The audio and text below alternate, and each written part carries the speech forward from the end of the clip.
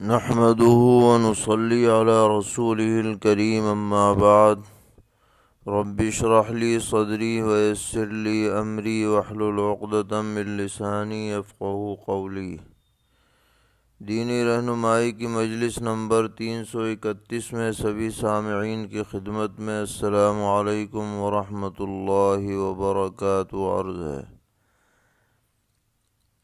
آج کا پہلا سوال یہ ہے کہ کہا جاتا ہے کہ اللہ رب العزت نے انسان کو دنیا میں اپنا خلیفہ بنا کر بھیجا ہے، تو انسان کو خلیفہ بنانے سے کیا مراد ہے؟ اس کی وضاحت فرمائیں۔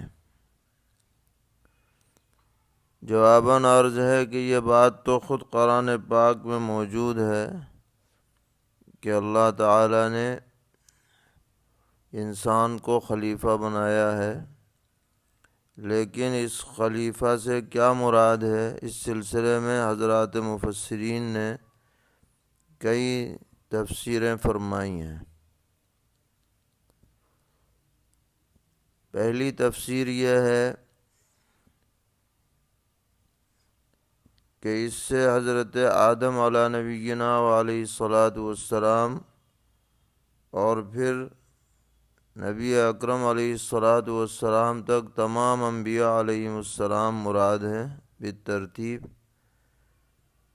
اور خلیفہ کا مطلب یہ ہے کہ یہ حضرات روئے زمین پر اللہ تعالیٰ کے احکامات کو نافذ کرنے کا ذریعہ بنتے ہیں، اس اعتبار سے ان کو خلیفہ کہا گیا ہے کہ وَإِذْ قَالَ رَبُّكَ لِلْمَلَائِكَةِ إِنِّي جَاعِلٌ فِي الْأَرْضِ خلیفہ،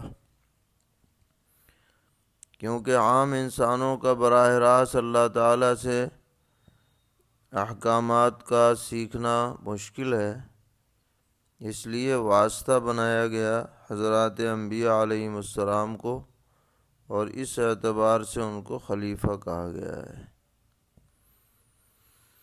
دوسری تفسیر اس کی یہ ہے کہ خلیفہ سے مراد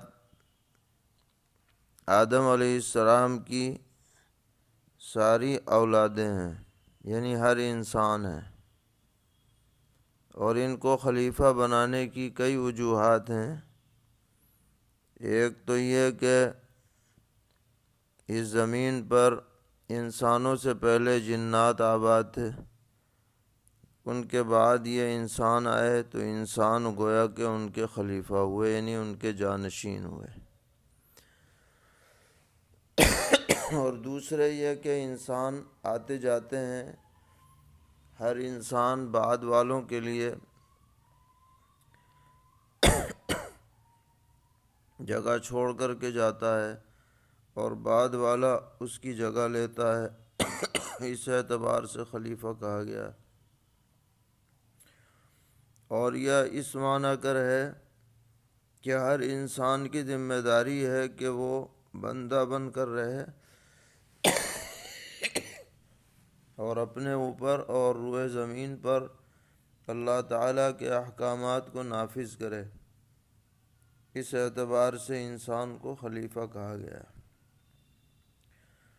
تو اس تفصیل سے یہ بات واضح ہو گئی ہے کہ خلیفہ وہ مراد نہیں ہے جو ہم لوگ آپس میں لیتے ہیں کہ کوئی آدمی دنیا سے چلا جائے تو ان کی جگہ پر کوئی آئے، اسے خلیفہ کہتے ہیں کہ جانشین بن گیا۔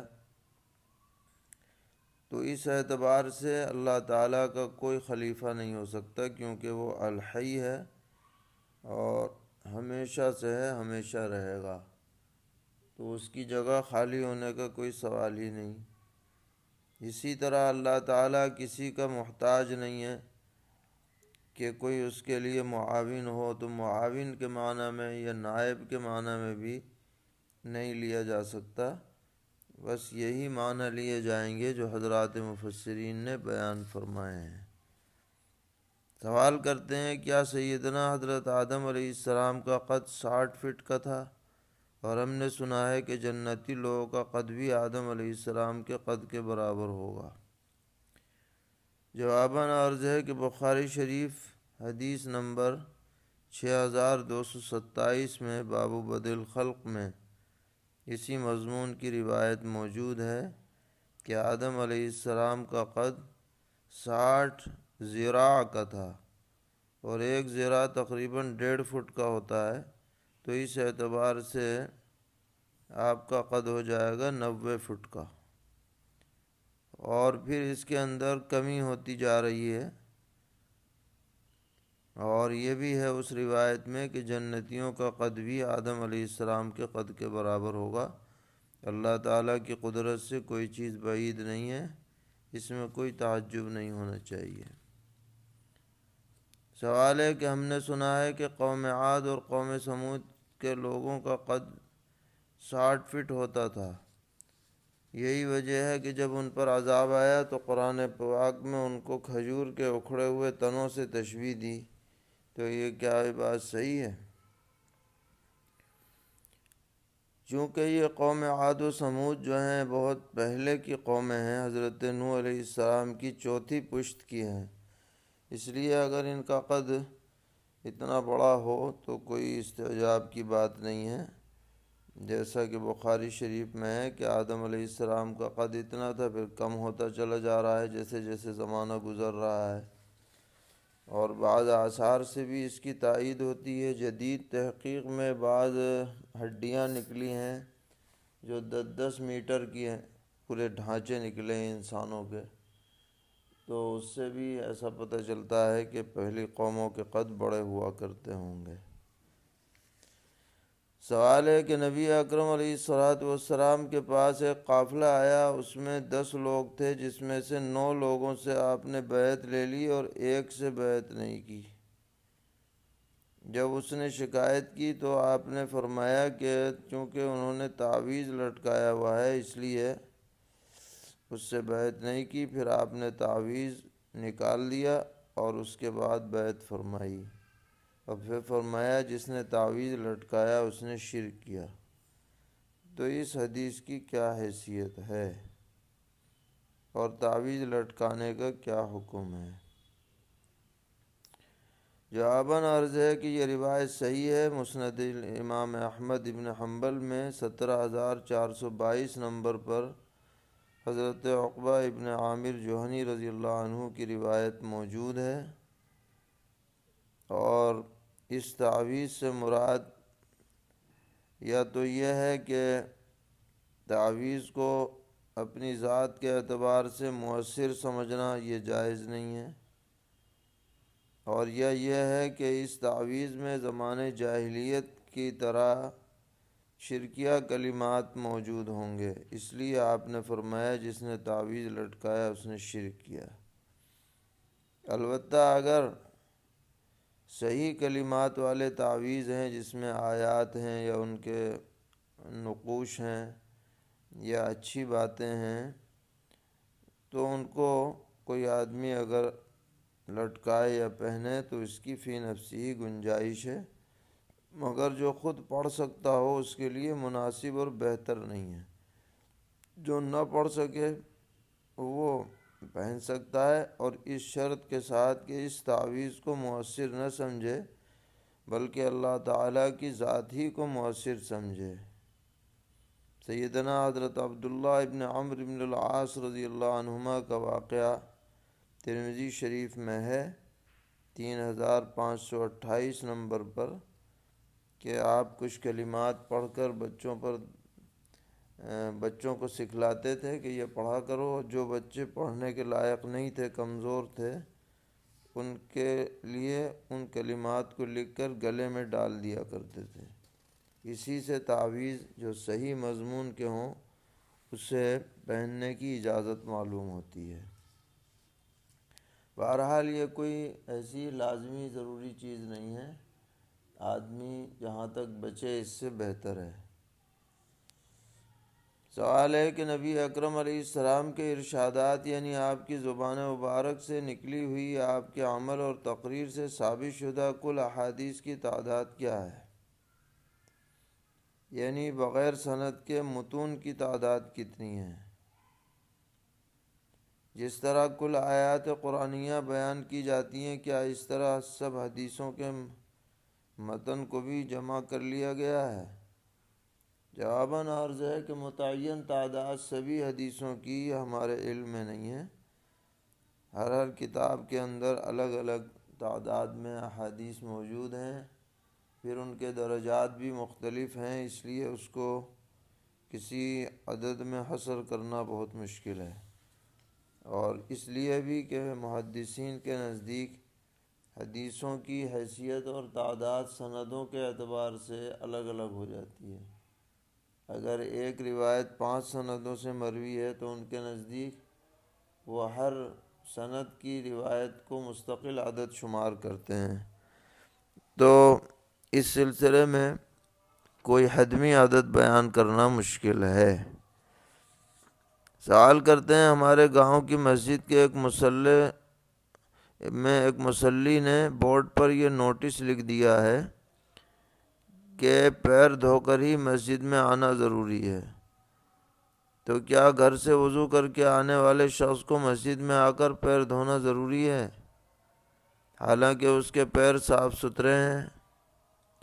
جواباً عرض ہے کہ جب پیر پاک ہوں تو اس کو دھونے کا کوئی التزام نہیں ہے، اور اس طرح اسے ضروری قرار دینا یہ بے اصل ہے۔ ہاں، اگر چھینٹے ویٹے لگ جائیں یا کوئی شبہ ہو جائے تو بے شک دھو لیا جائے۔ سوال ہے، ہمارے گروپ میں ایک صاحب ہیں جنہوں نے عمرے کے طواف کے بعد 2 رکعت واجب الطواف ادا نہیں کی اور صحیح کر کے احرام کھول کر سلے ہوئے کپڑے پہن لیے، تو کیا ان پر دم لازم ہوگا؟ جواباً عرض ہے کہ ان پر دم لازم نہیں ہے، ان کا عمرہ صحیح ہو گیا، اور یہ جو طواف کی نفلیں ہیں یہ اب پڑھ لیں، اور آئندہ ایسا نہ کریں، بر وقت پڑھا کریں۔ سوال ہے کہ احرام کی جنایت اور حرم کی جنایت میں حج و عمرہ میں کوئی فرق ہے یا نہیں؟ جواباً عرض ہے کہ احرام کی جنایات 8 ہیں۔ ایک تو یہ کہ خوشبو استعمال نہ کریں، دوسرے سلا ہوا کپڑا نہ پہنیں، تیسرے سر اور چہرہ نہ ڈھانکیں، چوتھے بال کو مونڈنا اور کتروانا اس سے بچیں، اور جوں وغیرہ بدن سے نہ ہٹائیں، پانچویں ناخن نہ تراشیں، چھٹے بیوی سے قربت نہ کریں، ساتویں کسی واجبات حج میں سے کسی واجب کو نہ چھوڑیں، اور آٹھویں یہ کہ جو خشکی کے شکاری جانور ہیں ان سے کوئی تعرض نہ کریں۔ یہ تو احرام کی جنایات ہیں، اگر اس کے خلاف ورزی کریں گے تو حسب ضابطہ دم یا صدقہ لازم ہوگا۔ اور حرم کی جنایات یہ ہیں کہ حرم کے جانوروں سے، یہاں جو شکاری جانور ہیں ان سے تعرض نہ کریں، اور دوسرے حرم کے پیڑ پودوں کو بھی توڑے نہیں جو خضرو پودے ہیں۔ تو اس طریقے پر دونوں میں تھوڑا فرق کیا جاتا ہے، اور جب تک آدمی احرام کی حالت میں رہے تو احرام کی پابندیاں اس پر برقرار رہتی ہیں۔ سوال ہے، کیا اپنا عمرہ ادا کر کے پھر دوبارہ سب کی نیت سے عمرہ ادا کر سکتے ہیں؟ یعنی ایک عمرہ کئی افراد کی طرف سے ادا کرنا کیسا ہے؟ جواباً عرض ہے کہ عمرہ تو اپنی طرف ہی سے ہوگا، لیکن ثواب بہت سے لوگوں کو پہنچایا جا سکتا ہے، اسی کو کہہ دیتے ہیں کہ کئی لوگوں کی طرف سے عمرہ کر لیا۔ سوال ہے، کیا صحابہ کرام اور تابعین اعظام وغیرہ حجاج اور معتمرین کے ذریعے سے اپنا سلام روضہ اقدس پر پیش کرتے تھے؟ کیا اس سلسلے میں کوئی ثبوت ہے؟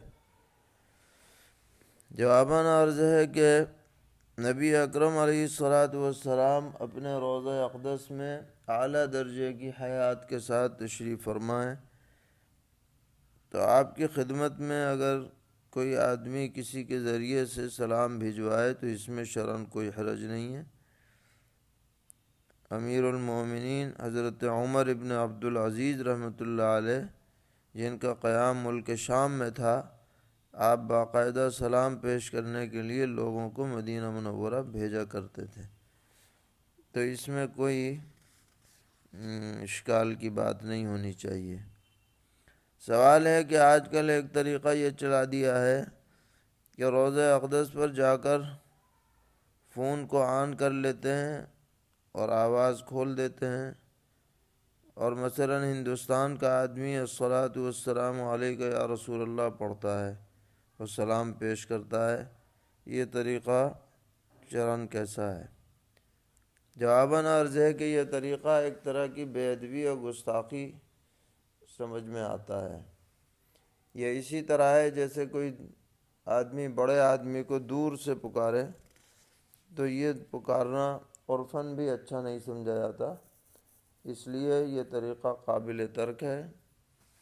اگر کسی کو درود شریف پڑھنا ہے درود شریف پڑھے، یا کوئی جانے والا ہے یا کسی کو فون کیا اس سے کہہ دے کہ تم ہماری طرف سے از خود سلام پیش کر دینا، لیکن فون پر اس طرح سلام پیش کرنا یہ بالکل مناسب معلوم نہیں ہوتا ہے۔ سوال ہے کہ زید اپنے والد کی قبر پر مٹی ڈلوایا کرتا ہے اور قبر کو وقتاً فوقتاً صحیح کراتا رہتا ہے، لیکن ایک صاحب نے کہا کہ تم قبر صحیح نہ کرایا کرو، کیونکہ اگر قبر صحیح کراتے رہو گے تو ایک قبر سے 70 مردے قیامت میں کیسے نکلیں گے؟ تو سوال یہ ہے کہ قبر کی دیکھ ریکھ اور صحیح کرانے کے لیے شریعت کے کیا احکامات ہیں؟ جواباً عرض ہے کہ ویسے تو قبر کو صحیح کرانے میں کوئی حرج نہیں ہے، لیکن جب قبر پرانی ہو جائے اور مردے کے اجزاء مٹی میں مل جائیں تو اس جگہ دوسری قبر بھی بنائی جا سکتی ہے، اور جو وقفی قبرستان ہے اس میں کسی کو اس سے روکنے کا حق نہیں ہے۔ اسی لیے پکی قبر بنانے سے منع کیا جاتا ہے، کیونکہ اگر سبھی پکی قبر بنائیں گے تو بہت جلد قبرستان تنگ ہو جائیں گے، تو قبرستان جو وقفی قبرستان ہے اس میں سلسلہ دفن کا جاری رہنا چاہیے۔ سوال ہے کہ کسی کے ہاں انتقال ہونے کے 2-4 دن بعد تعلیم کے نام سے عورتیں جمع ہوتی ہیں، جس کا مسجد میں بھی اعلان کیا جاتا ہے، تو یہ معلوم یہ کرنا ہے کہ اس طرح ہر میت کے گھر تعلیم کرنا اور مسجد میں تعلیم کا اعلان کرنا کیسا ہے؟ کہیں یہ رسم تو نہیں ہے؟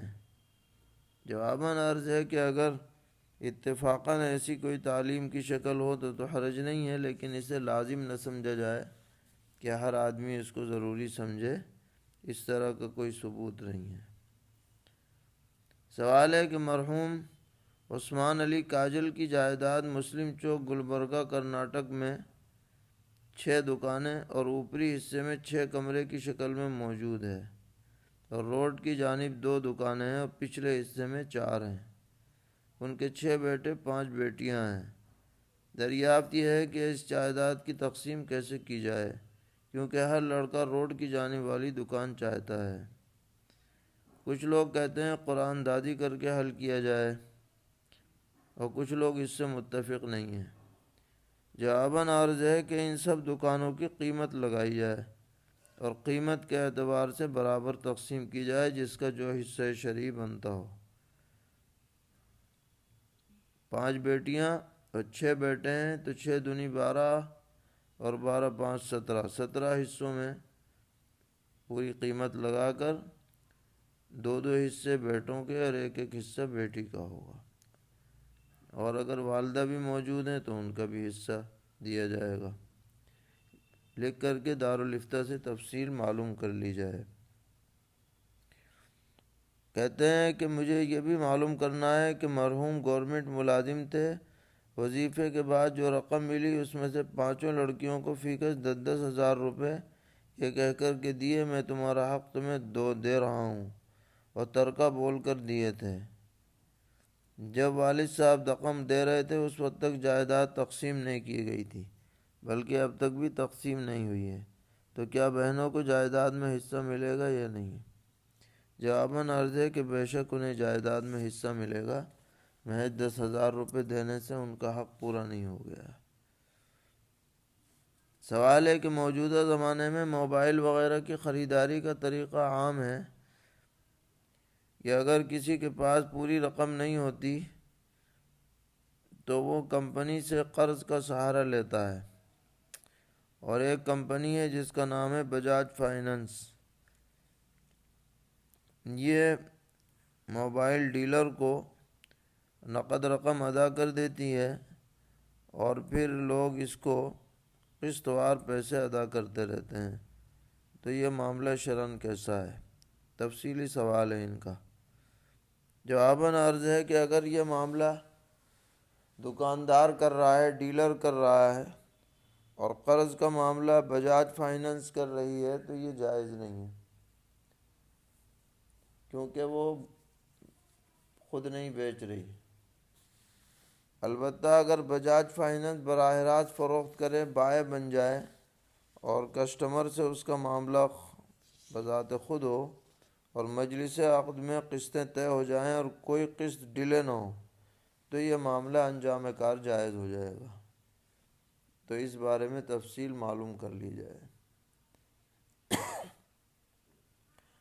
ایک مسجد میں الگ سے مدرسہ چل رہا ہے. مدرسے کا حافظ مسجد کی بالائی منزل پر ہے. تو اس آفس کے اندر جو مسجد میں ہے، تعویذ دھاگے وغیرہ سے علاج کرنا اور تعویذ کے لیے ٹوکن دے کر لائن لگوانا کیسا ہے؟ جواباً عرض ہے کہ مسجد کے حدود میں اس طرح کی صورتیں اپنانا جائز نہیں ہے. اولاً تو ایسی صورت جس میں مرد و عورت سب جمع ہوں، ان کو جمع کرنا ٹھیک نہیں ہے، اور مسجد میں بدرجہ اولیٰ ایسا کاروبار نہیں چلانا چاہیے. سوال ہے کہ میں ہول سیل میں برقعے کا کاروبار کرتا ہوں. میں نے 6 لاکھ روپے اس کاروبار میں لگا رکھے ہیں. اب میں چاہتا ہوں کہ کوئی ہمارے ساتھ پیسہ انویسٹمنٹ کر دے تو ہم اسے 10% نفع دیں گے، اور پھر اس کا پورا پیسہ محفوظ رہے گا. جتنے سال کے لیے ایگریمنٹ ہو جائے گا، نفع ملتا رہے گا. جب کاروبار سے الگ ہونا چاہے گا تو اس کے پورے پیسے ہم واپس کر دیں گے. تو یہ کاروباری شکل درست ہے یا نہیں؟ جواباً عرض ہے کہ اس طرح کا کاروبار درست نہیں ہے، اس لیے کہ یہ شرکت ہے، اور شرکت کے اصول میں یہ بات داخل ہے کہ جو شریک ہوتا ہے وہ نفع نقصان دونوں میں شریک ہوتا ہے. اور شرکت میں اس طرح طے نہیں ہوتا کہ 10,000 روپے دیں گے یا 15,000 روپے، بلکہ فیصد نفع طے ہوتا ہے، اور اس میں حساب بالکل برابر دیانتداری کے ساتھ کرنا ضروری ہے، ورنہ شرکت فاسد ہو جاتی ہے. سوال کر رہے ہیں کہ آج کل مختلف بینکوں کی طرف سے کریڈٹ کارڈ ہولڈرز کو کچھ سہولتیں فراہم کی جاتی ہیں، جس میں ایئرپورٹ لاؤنج وغیرہ میں کھانا پینا وغیرہ شامل ہے.